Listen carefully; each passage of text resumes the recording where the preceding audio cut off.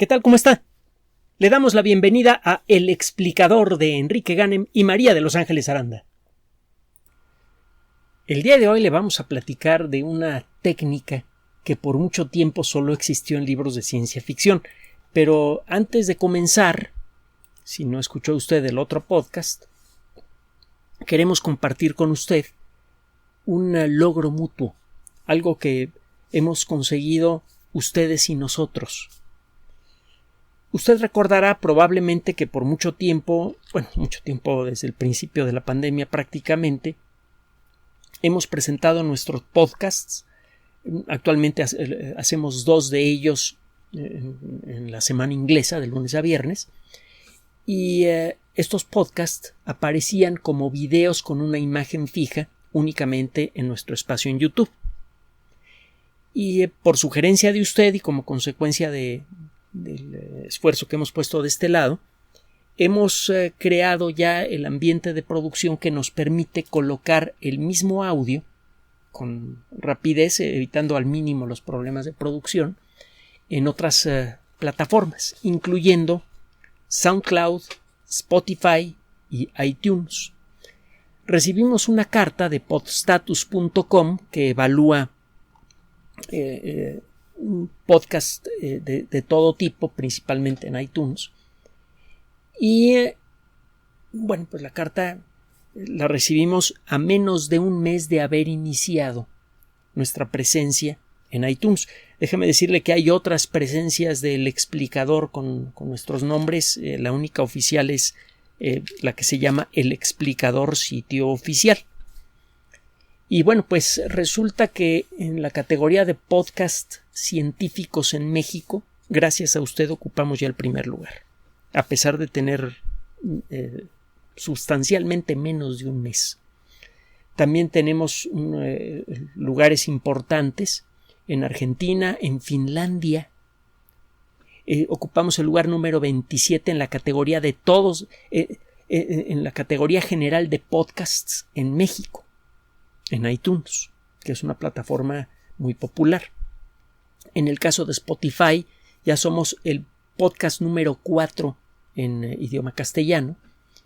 Y todo esto ha sucedido, le digo, en menos de un mes, y ha sucedido como consecuencia de su apoyo, que nosotros agradecemos siempre. Es ese apoyo que usted nos otorga con su atención y que también puede hacerlo de otras formas a través de PayPal y de Patreon, es el que nos ha permitido sostener este espacio, mantener y en la medida de lo posible corregir algunos defectos del equipo que nos permiten entregarle a usted audios de mejor calidad. Y queremos finalmente, antes de empezar con el rollo de ahora que está bien sabroso, comprometernos de nuevo con usted a hacer en la medida de nuestras posibilidades el mejor esfuerzo posible para llevarle a usted información atractiva y que además le resulte útil de alguna manera.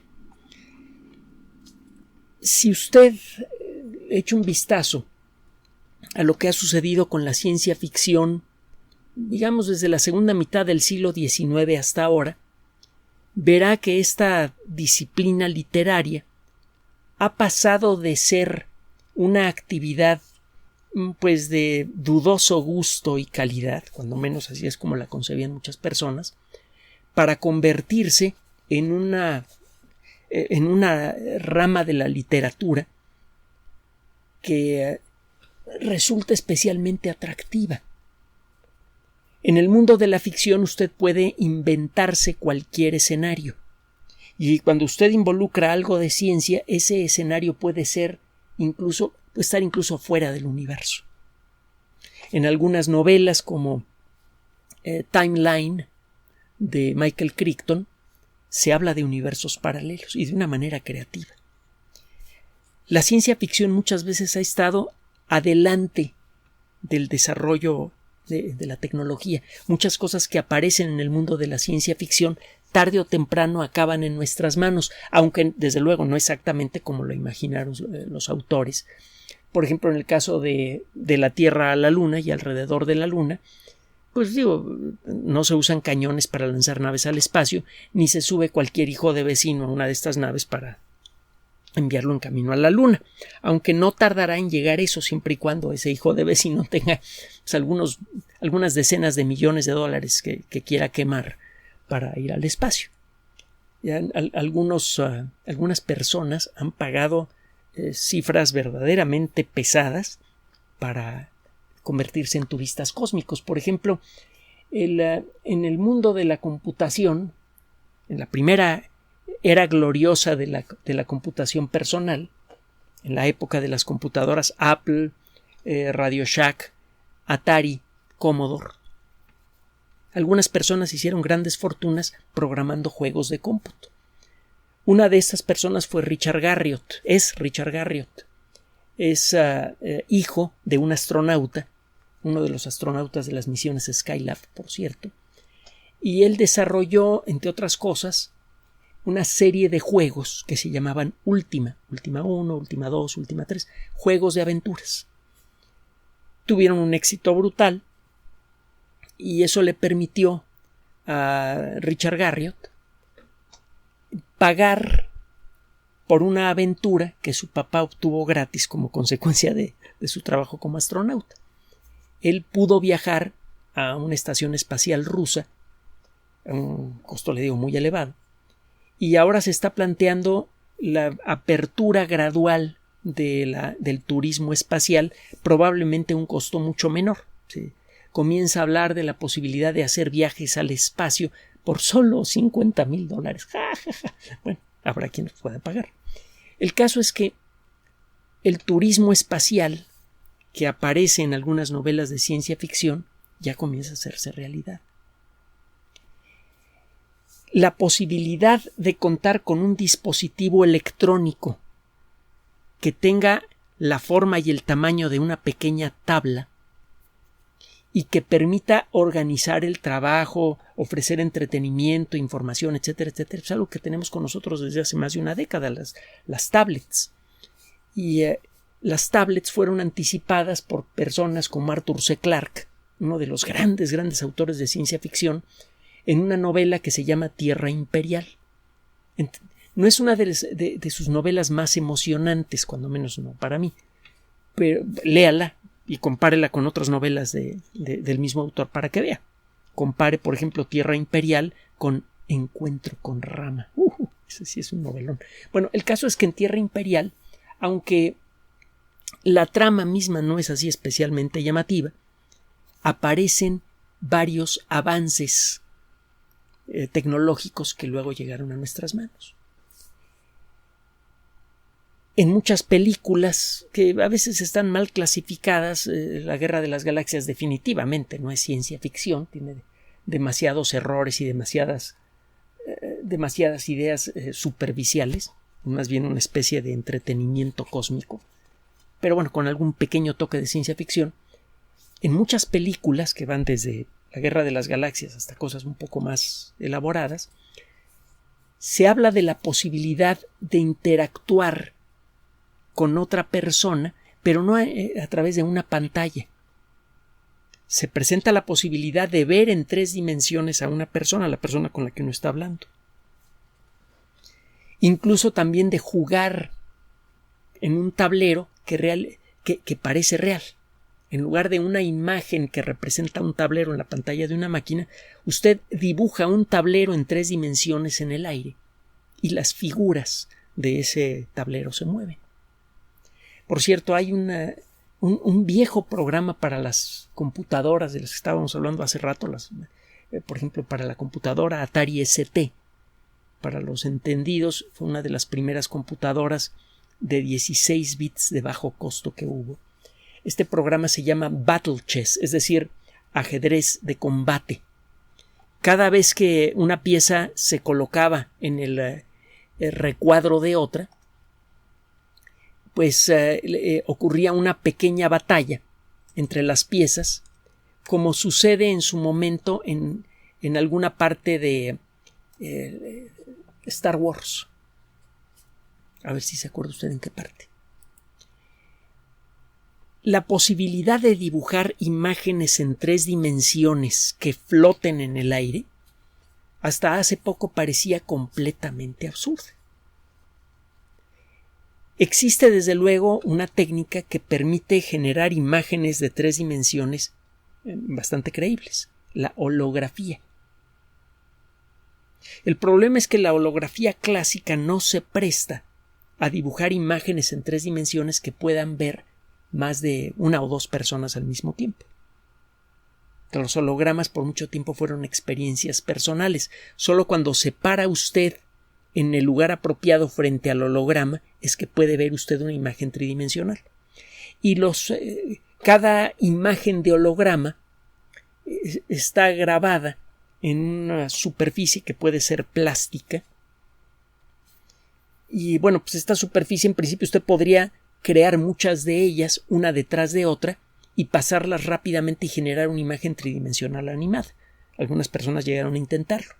Pero de nuevo, el proceso es extraordinariamente costoso. La calidad de las imágenes no es muy buena, que digamos, no es muy creíble. Y la experiencia solamente puede ser personal. Solamente una persona puede disfrutar de esta imagen tridimensional o de apariencia tridimensional en movimiento. El poder crear una representación completa de alguna figura que flota en el aire en 3 dimensiones y que usted puede ver desde distintos ángulos, parecía ir más allá de la capacidad de la ciencia. Tiene tiempo que varios grupos de investigación, pero no mucho, que varios grupos de investigación están trabajando en el desarrollo de una tecnología así.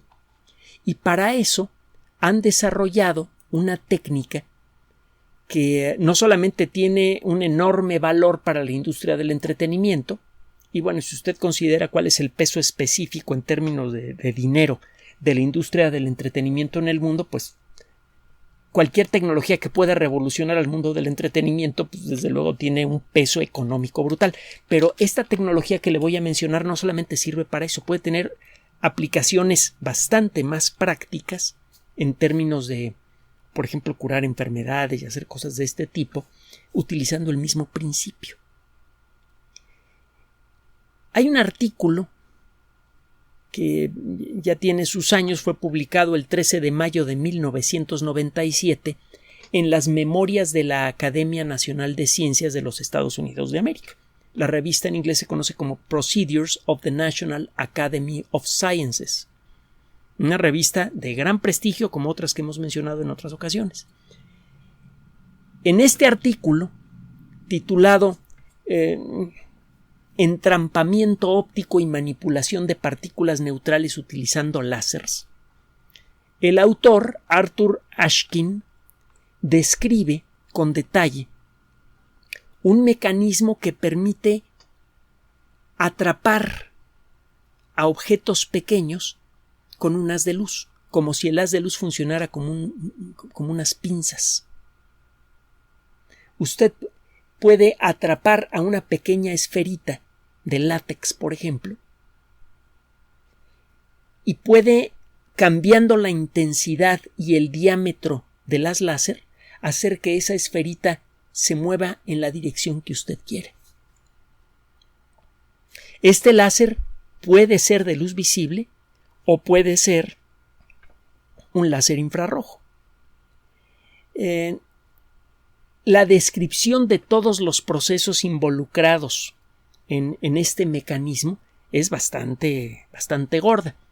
Involucra, por ejemplo, a los coeficientes de Einstein A y coeficientes de Einstein B, que tienen algo que ver con la mecánica cuántica. Recuerde que Einstein, además de ser autor de la teoría de la relatividad, de todas las formas de la teoría de la relatividad, pues está la teoría especial y la teoría general, que forma una parte de la física moderna, también es coautor, aquí sí el crédito es compartido, de la segunda mitad de la física moderna, que es la mecánica cuántica.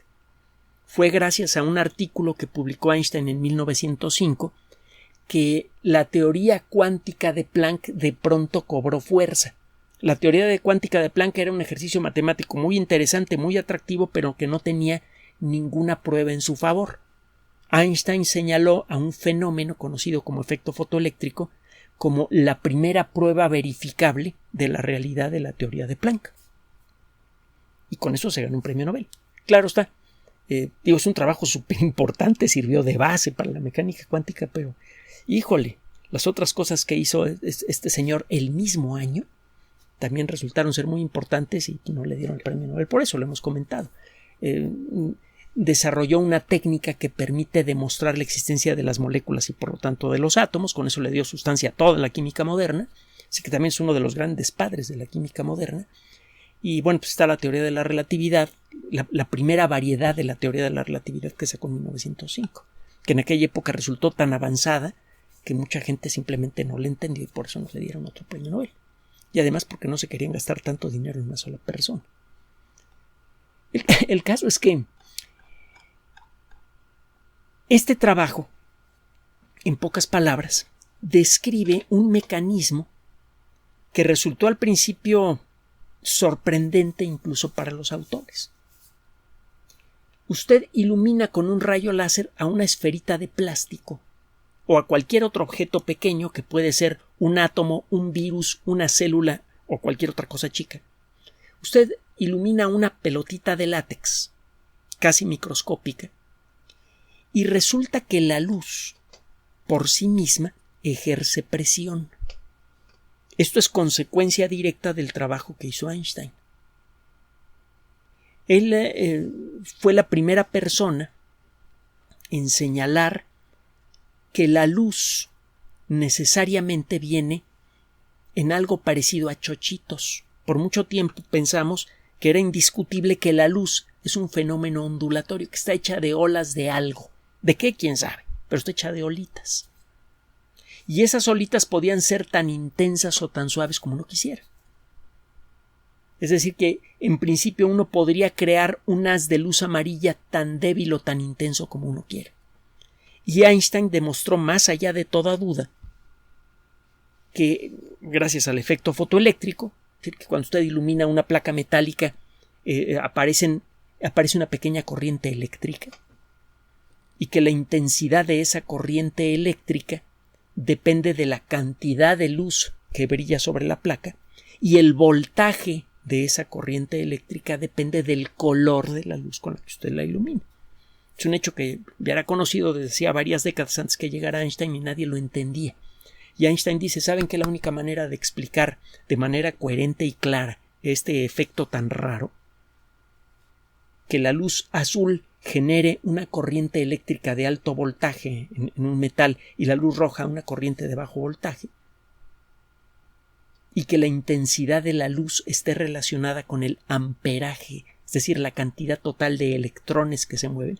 La única forma de explicar este efecto tan raro es suponiendo que la teoría de este caballero de acá, Max Planck, es correcta. Y él pone las matemáticas. Y ahí están las matemáticas. Partiendo de la idea de Planck, yo demuestro que el principio de funcionamiento del efecto fotoeléctrico es cuántico. Y una de las consecuencias, dice Einstein, es que la luz debe venir en partículas, los fotones. Entonces, yo no puedo reducir la intensidad de un haz de luz amarilla hasta el punto que yo quiera. Llega un momento en el que nada más estoy aventando un fotón a la vez. Una vez que consigo esto, ya conseguí el haz de luz amarilla más tenue que en principio se puede construir en este universo. Un haz de luz de un solo color, amarillo, rojo, etcétera, etcétera, está hecho por chochitos de luz, por fotones que tienen una X energía. Los chochitos de poca energía producen luz roja, los chochitos de más energía producen luz amarilla, los chochitos de más energía, luz verde, azul, violeta. Incluso Einstein ofrece una fórmula muy simple que permite calcular la cantidad de energía que tiene un fotón a partir del color mismo del fotón. Usted puede asignarle números a un tono particular de un color con base en la técnica de Einstein. Y eso, por cierto, entre otras cosas, ha servido para establecer las bases de muchas de las comunicaciones modernas, del funcionamiento de las pantallas de televisión modernas, etcétera, etcétera. Ha tenido chorrocientas mil consecuencias el trabajo de este señor. Y qué bueno que nunca se le ocurrió cobrar derechos por su trabajo. El día en que los científicos empiecen a cobrar derechos por las consecuencias de su trabajo, la gente que vive de explotar el trabajo de los científicos para llenarse los bolsillos se va a llevar un susto de la patada. Imagínese nada más si el señor Tim Berners-Lee, que trabajaba hasta hace poco en el CERN, creo que ya se retiró, hubiera decidido cobrar 1/1000ª de centavo por cada instancia de uso de las páginas web del mundo, porque él fue el inventor de la tecnología web, que por cierto no solamente la vemos en la pantalla de nuestras computadoras, las apps de los teléfonos celulares a final de cuentas son páginas web especializadas.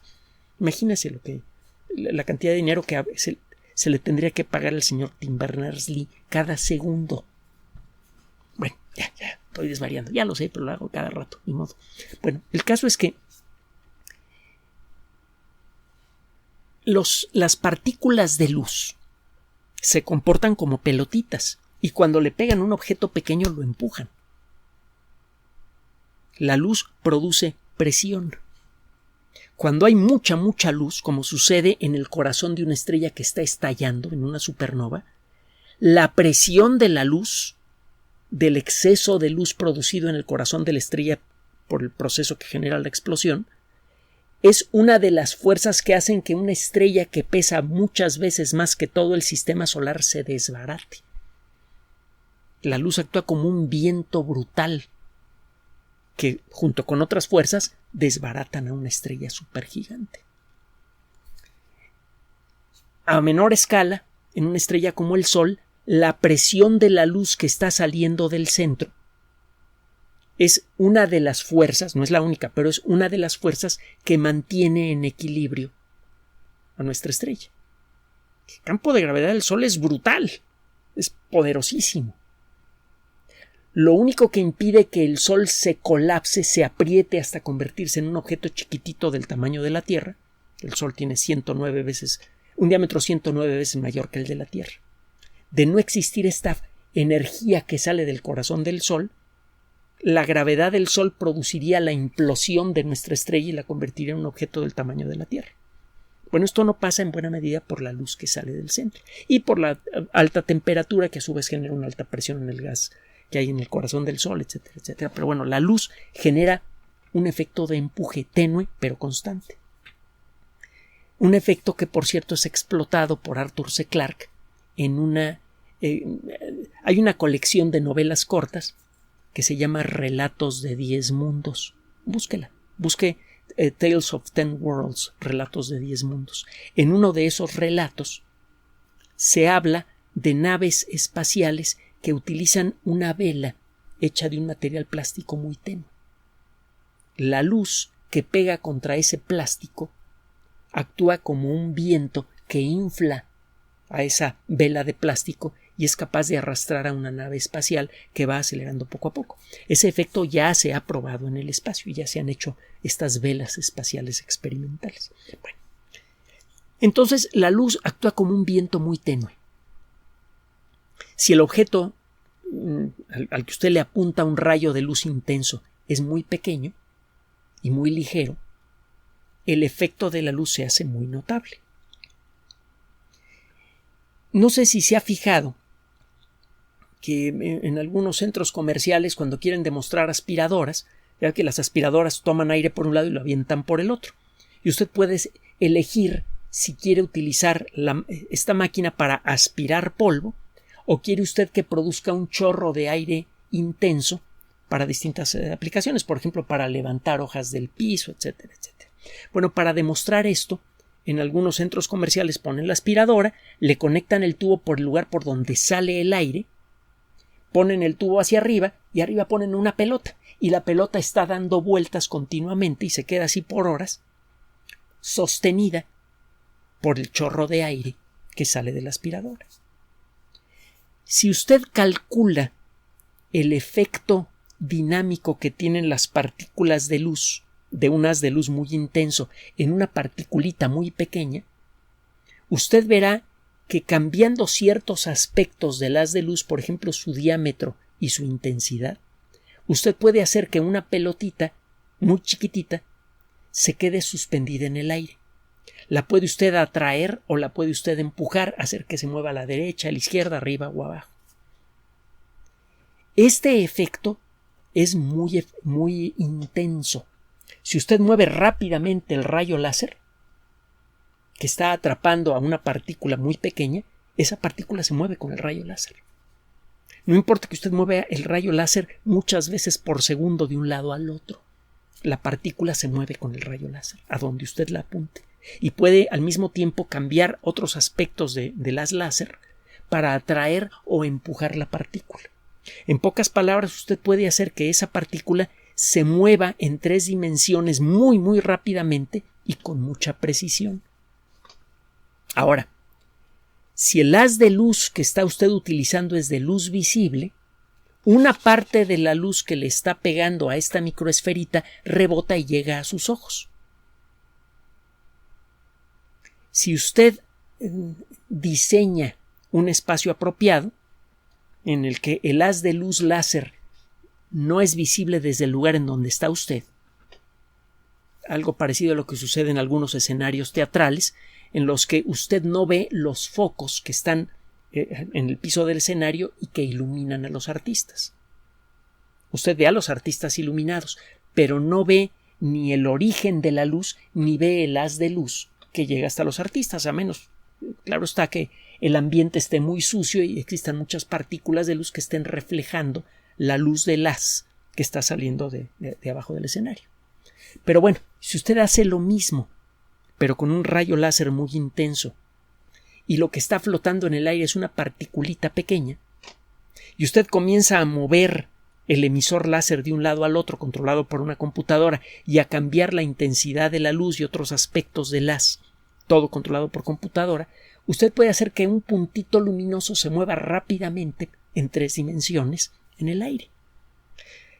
Ahora, si usted se acuerda de los televisores viejos, de los que utilizaban un acelerador de partículas, las teles de cinescopio eran aceleradores de electrones y aceleradores potentes. Estos televisores funcionaban con un puntito, de hecho todavía hay muchas televisiones de esas por allí.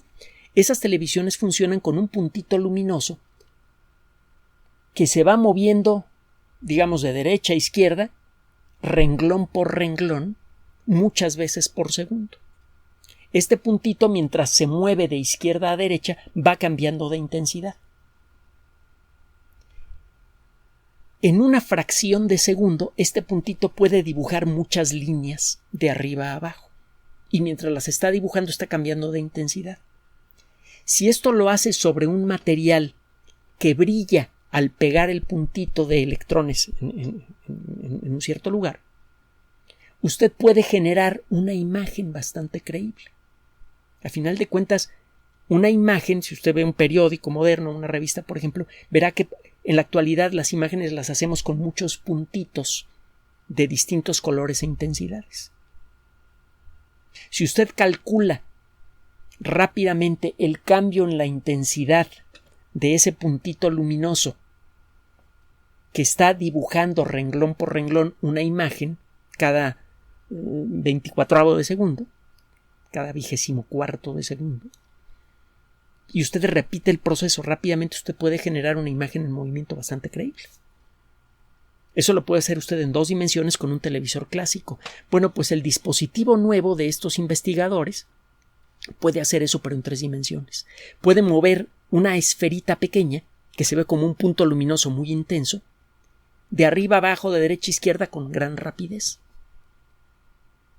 Y lo que hicieron estos investigadores para demostrar su nuevo sistema fue dibujar en un espacio muy pequeño. Su aparato experimental en la actualidad dibuja imágenes que son más o menos del tamaño de una uña, pero logró dibujar naves como las que aparecen en la serie Star Trek, y una nave le dispara a otra un rayo láser y la otra explota, etcétera, etcétera. Hacen una pequeña demostración y las imágenes se ven de muy buena calidad.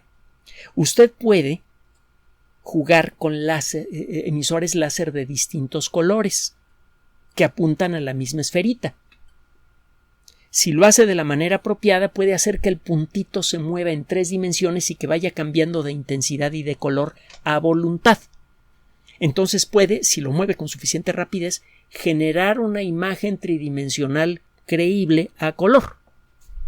En la actualidad, las imágenes que se pueden generar son, le digo, de unos cuantos, quizá de 1 centímetro más o menos, las más grandes. Pero lo único que se necesita es mejorar el dispositivo experimental para poder presentar imágenes en 3 dimensiones de tamaño natural de una persona. Y eso va a revolucionar las sesiones de video que en la actualidad involucran aplicaciones como Skype, como Zoom, etcétera, etcétera. En lugar de ver en una pantalla pequeña a una persona, usted va a poder sentarse en una mesa y tener enfrente una imagen tridimensional de la persona con la que está usted hablando. Y si usted se para por un café, usted podrá ver uno de los lados de la cara de la persona y luego la espalda de la persona con la misma claridad con la que ve a una persona de verdad. Todo lo que se necesita es, desde luego, desarrollar la tecnología para poder dibujar estas imágenes con gran rapidez y con gran detalle.